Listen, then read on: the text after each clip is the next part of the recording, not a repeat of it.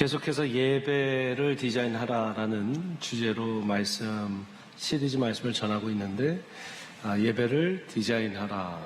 오늘 본문에서 읽어드린 이 아브라함의 이야기는 아마 성경 속에 많이 나와 있는 예배들 중에 가장 대체 불가한 예배로 뽑힐 아마 예배로 생각이 됩니다. 원래는 창세기 22장에 나와 있는 아브라함의 이야기인데, 오늘 히브리서 11장 말씀은 여러분들 잘 아시다시피 믿음장이다. 믿음의 영웅들의 장이다. 그래서 믿음장으로 나와 있는 수많은 인물들이 있습니다. 그 중에 아브라함의 믿음장. 아브라함의 믿음은 무엇으로 으뜸되는가? 물론 그의 정말 하나님을 따라가는 순종의 믿음, 본토 친척 아비집을 떠나라고 했을 때 하나님을 믿고 떠났던 그의 믿음도 하나님 훌륭하게 보셨지만, 오늘 본문 말씀 다시 한번 봅니다. 17절 말씀에 아브라함은 시험을 받을 때에 믿음으로 이삭을 드렸으니 그는 약속들을 받은 자로 돼 그 외아들을 드렸느니라.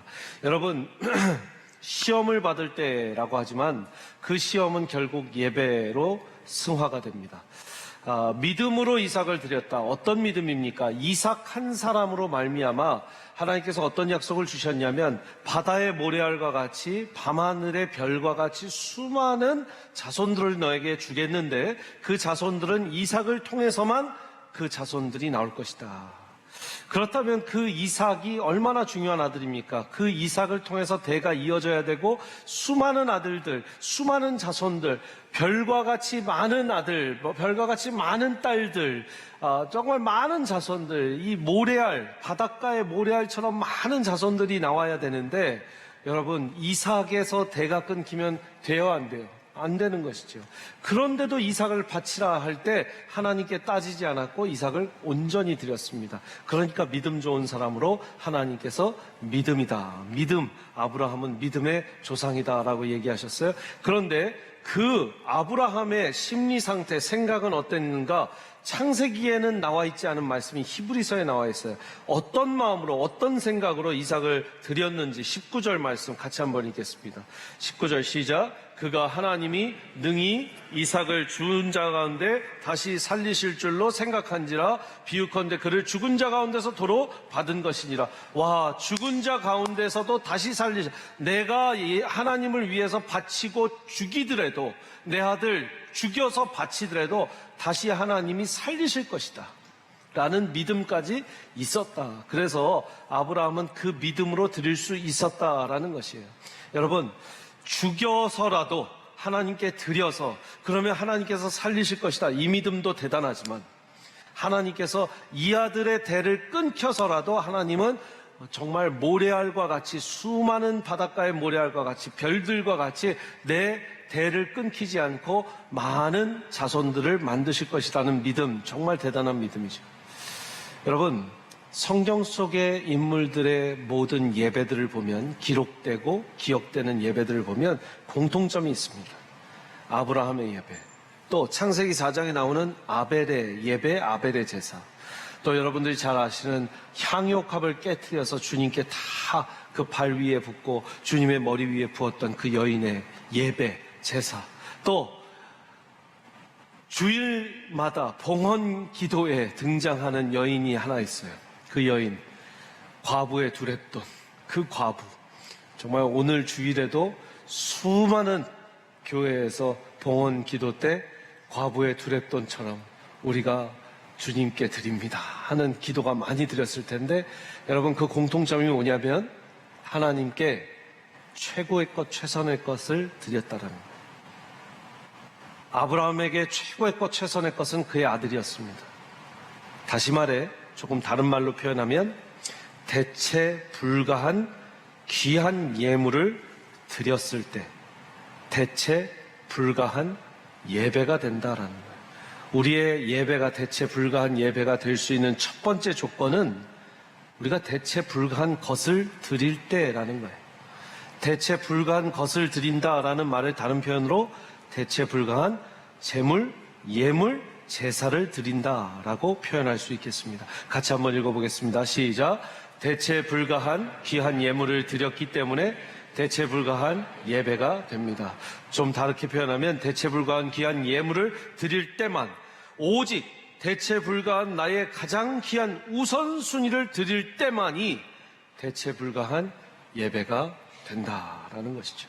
아벨은 첫 양 새끼를 드렸습니다. 첫 양 새끼. 첫 양을 드렸다라는 건 무슨 말이냐면, 둘째 양, 셋째 양은 볼 것도 없이 나는 둘째 양이 나올지, 셋째 양 나올지, 넷째 양이 나올지 첫 양을 무조건 드린다는 거예요. 여러분들 혹시 아이를 낳아보신 분은 알 거예요. 첫째를 주님께 완전히 온전히 드린다. 둘째, 셋째가 나올지 안 나올지, 주님이 주실지 안 주실지 모르는데 첫째를 완전히 하나님께 그냥 바친다. 여러분들이 혹시 이제 지금 현대 시대처럼 이런 시대가 아니라 한나가 사무엘을 드린 것처럼, 사무엘 어렸을 때, 그 아기 때 완전히 사무엘을 그냥 주의 종으로 갖다 바치고, 신학교가 지금처럼 다 커서 가는 신학교가 아니라 하나님의 종이 되기 위해서는 그냥 아예 갓난 아기 때 낳고 젖만 물리고 젖만 떼기 시작하면 바로 그냥 신학교에 데려다 줘야 된다. 그래서 선교사님이 되든 목사님이 되게 하나님의 종으로 그냥 바쳐야 된다 하면, 여러분 중에 여러분들 첫째 자녀 하나님의 종으로 드릴 사람 손들어 보세요라고 하면 많이 안 들으실 것 같아서 제가 시키지는 않겠고, 몇 명이나 계실까요?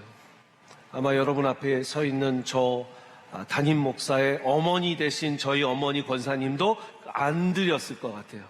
왜냐하면 다 커서 가겠다고 해도 어머니가 그래 가라 해놓고서 3달을 후회하시면서 통곡하시면서 우셨다고.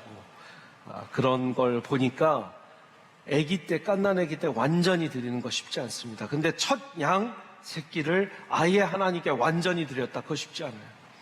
둘째, 셋째는 볼 것도 없이 그냥 완전히 하나님, 그냥 첫째를 드리겠습니다. 그래서 아벨이 하나님께서 기억하시는 제사가 된 거죠.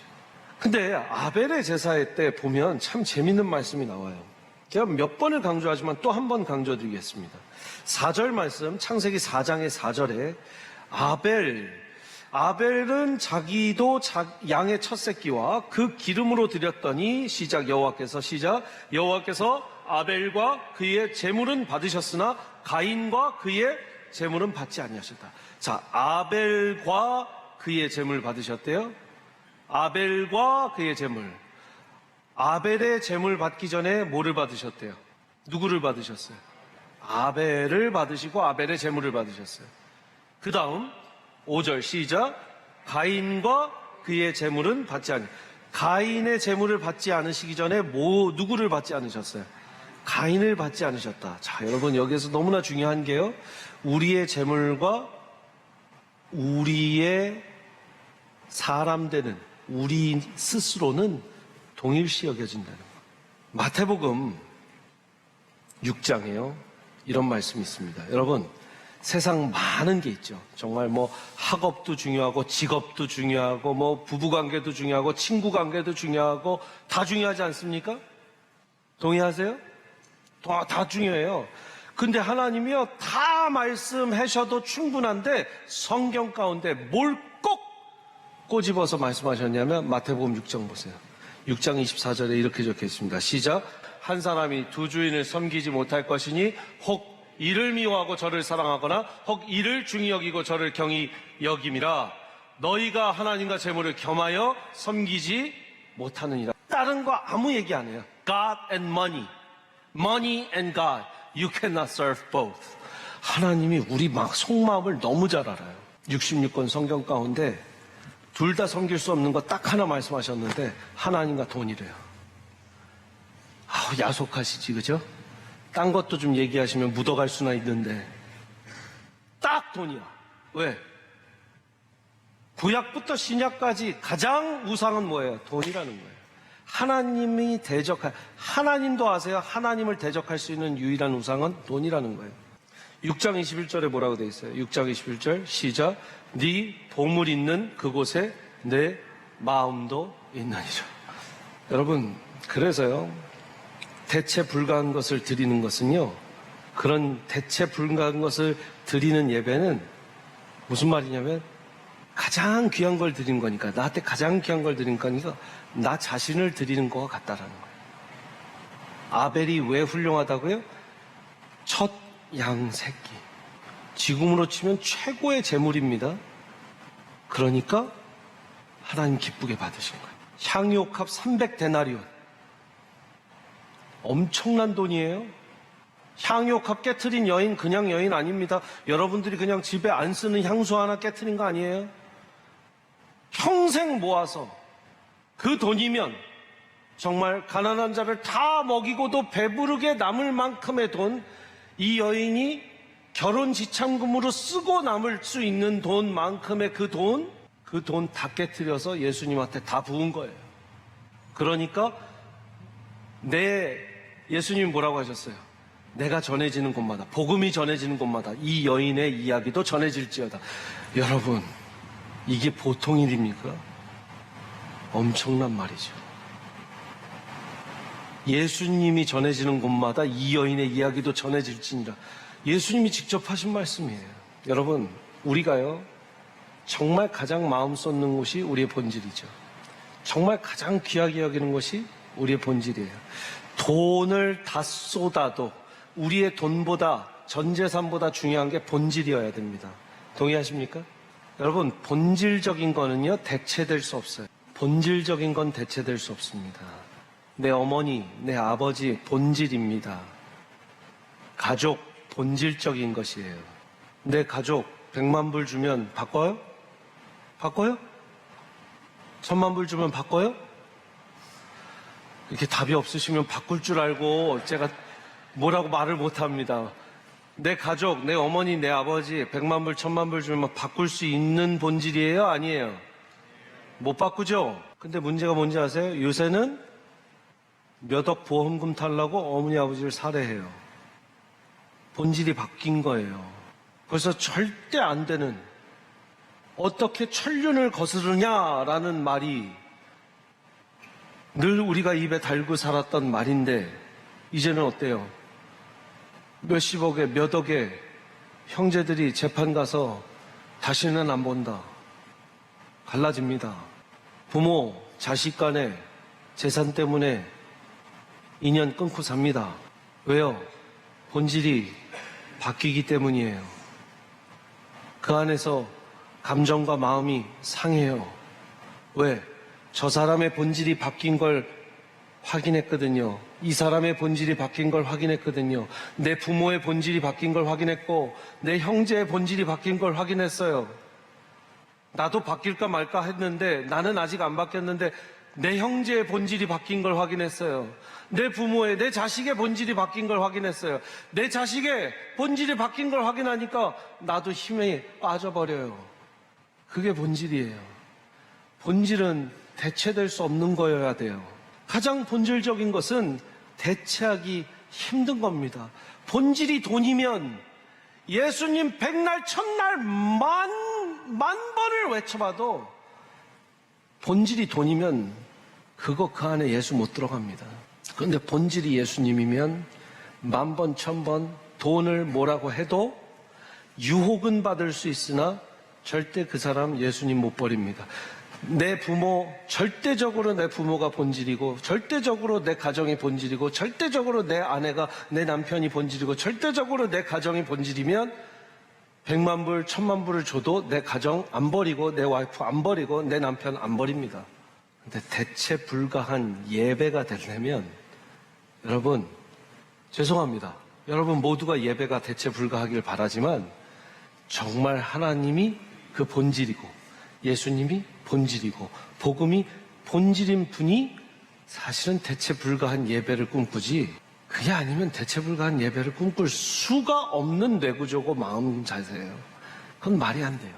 그 다음, 대체 불가한 예배를 드리기 위해서 두 번째 우리의 필요한 요소는요, 무조건 현장 예배입니다. 현장 예배. 현장 예배는요, 의미가 있다 찾아지지 않으면 절대 현장 예배에 나올 의미를 찾을 수가 없습니다. 의를 찾을 수가 없어요. 의미와 의를. meaning은 의미고 significance는 의예요. 이거를 와서 내가 무슨 의미가 있는가 meaning이고요. 무슨 효과, 무슨 내 인생이 어떻게 바뀌는가, 의예요. 여러분, 의미를 찾아야 돼요. 우리가 현장 예배 얘기할 때, 현장 예배가 그냥, 목사님이 오라니까 또 와야 되는구나. 우리 교회가 뭐 인원이 부족해서 오라 그러나? 내가 또 뭐 인원을 채우기 위해서 가야 되나? 현장 예배, 교회가 또 올드스쿨이지. 또 온라인으로만 드리면 좀 덜 드렸다고 하니까 혼나지 않게 또 현장 예배 가야지. 그 정도로 드리면 의미가 없고 의도 찾지 못한 현장 예배가 되니까 사람들은 계속 현장 예배를 못 오고 온라인 예배를 드리는데, 여러분, 제가 왜 온라인 예배가 아니라 현장 예배가 의미가 확실한지를 성경적 의미로 말씀을 드릴게요. 첫 번째, 제가 그걸 위해서 좀 설명을 드릴 텐데, 요새 비즈니스 월드에서 이 세속적인 이야기지만 ABC 직업이 없어지고 있다, ABC 직장이 없어지고 있다라는 말이 있어요. 이 ABC의 뜻은요, Attendance Based Compensation. 가서 출근 도장 찍는 기준이 되는 것으로 내가 시급, 주급, 월급을 받는 직업, 직종이 사라지고 있다는 거예요. 지금 미국에서, 한국에서, 전 세계적으로 Attendance Based Compensation이 직업이 많이 없어지고 있어요. 재택근무로 다. 그 말은 뭐예요? 일일이 출근 도장 찍지 않아도 월급은 그대로 나오는 직종이 많다라는 거예요, 이제는. 그만큼 attendance, 그 자리에 꼭 있지 않아도 그대로 월급 주고 그만큼의 일을 집에서 하든 회사에서 하든 아니면 다른 개인 오피스에서 하든 어디에서 하도 상관없다. 다른 나라에서 해도 된다. 타주에서 해도 된다. 그만큼 성과를 가져오라라는 거예요. 저는 나중에 더 그런 이야기를 할 수 있겠고요. ABC를 딱 보고 목회자라 그런지 딱 이 생각이 났습니다. 목회자로서 처음 만든 이것에 제가 시초가 되길 원합니다. 이 이후부터 이걸 쓰는 사람은 제 걸 다 뺏긴 거예요. Attendance Based Church, ABC. Attendance Based Church. 여러분 보세요. 출석을 기초로 하는 교회. 이게 이제 트렌드가 어떻게 될까요? 늘어날까요? 줄어들까요? 분명히 많은 이제 미래 교회학자들은 줄어든다고 이야기하겠죠. 줄어들든 늘어들든 Attendance Based Church ABC가 중요한 신학적 의미가 무엇인가? 레위기 16장에 보면 대제사장이 어떻게 지성소에 들어가는지에 이야기합니다. 절 따라서 지성소. 지성소는 most holy place, 가장 sacred한, 가장 성스러운 곳. 당시에는 성전이 없고 성막이 있었습니다. 성막에서, 텐트로 만들어 놓은 성막에서 가장 안쪽에 있는 그 지성소에는 하나님의 그 십계명을 모셔놨던 그 법궤가 모셔져 있고 1년에 딱 한 번 대제사장이 목숨 걸고 들어가서 백성의 죄와 자기의 죄와 백성의 죄를 다 용서받고 하나님의 말씀을 받아오는, 하나님의 음성을 듣는 그런 지성소였습니다. 예배예요. 근데 여러분, 지성소에 들어갈 때 대제사장은 방울을 달고 들어갑니다. 방울과 줄을 달고 들어가요. 왜? 너무나 성스러워서 백성들의 죄가 많고 자기의 죄가 심하면 죽임을 당해요. 그렇게 성스러운 곳에 목숨을 걸고 대제사장이 들어가는 곳이 뭐예요? 지성소, the most holy place예요. 그게 오늘날 이 본당입니다. 근데 오늘 방울 달고 오신 분 있어요? 없죠. 왜?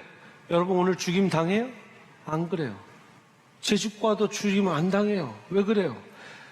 누가복음 23장 보니까 예수님이 십자가에 못 박혀 죽으실 때 성전의 휘장이 위에서부터 쫙 찢어졌어요.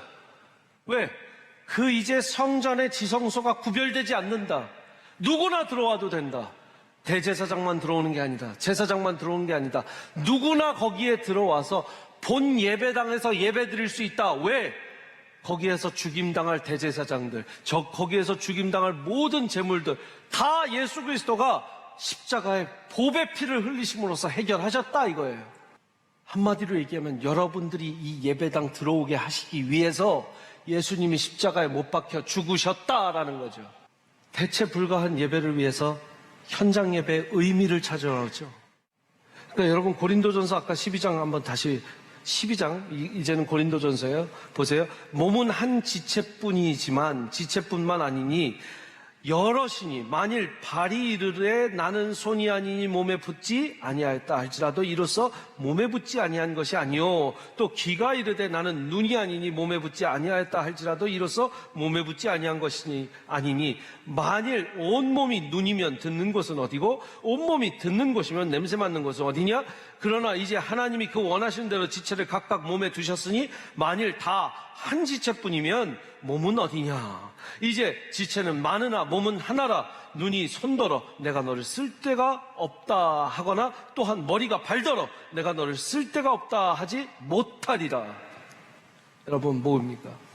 여러분들 모두가 대체 불가능한 하나하나 부분이란 거예요. 어떤 사람은 눈, 어떤 사람은 귀, 어떤 사람은 입, 어떤 사람은 코, 어떤 사람은 손, 어떤 사람은 발, 어떤 사람은 다리, 어떤 사람은 여러분들 모두가 한 부분 한 부분으로서 Body of Jesus Christ가 된다면 여러분들 한 분 한 분도 대체 불가능한 그 한 부분이 되는 것이고 몸의 한 조직이 되는 것이고 우리가 모여서 예배를 드려야지만 건강한 한 몸이 예배를 드릴 수 있는 것이죠. 아멘이십니까?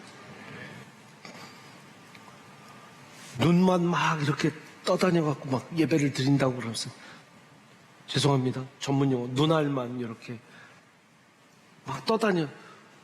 그럴 수 있어요? 없죠. 귀만 막 떠다닌다고 생각해 보세요.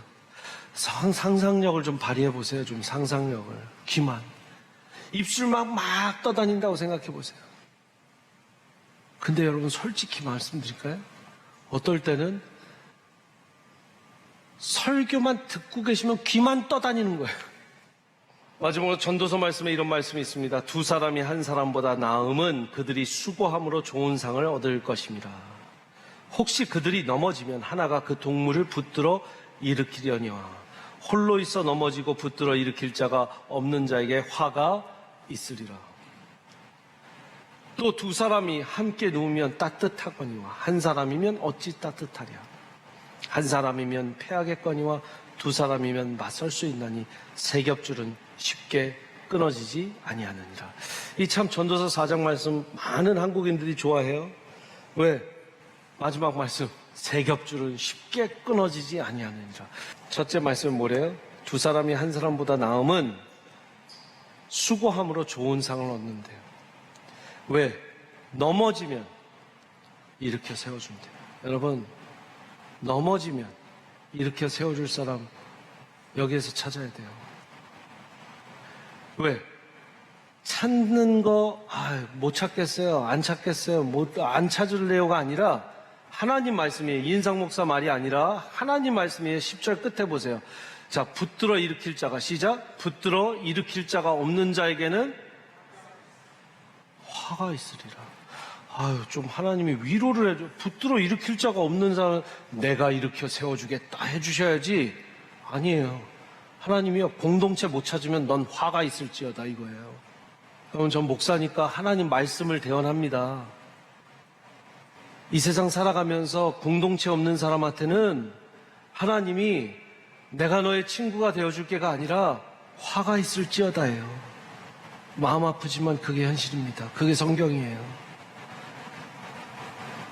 그 화 경험하지 마시고 붙들어 일으킬 사람 찾으세요. 교회에서 상처받았어요. 세상도 상처 줘요. 참 신기해. 교회에서도 상처받는다고 그러면 세상도 상처 줘요. 세상 상처도 줘요. 그죠? 세상 사람 더 많이 상처 줘요. 교회에서 그래도 덜 상처 줘요. 맞아요? 아니에요? 교회에서 기대 안 했는데 상처받을 수는 있어요. 그러나 교회에서 만난 영혼들과 친구들이 덜 상처 줘요.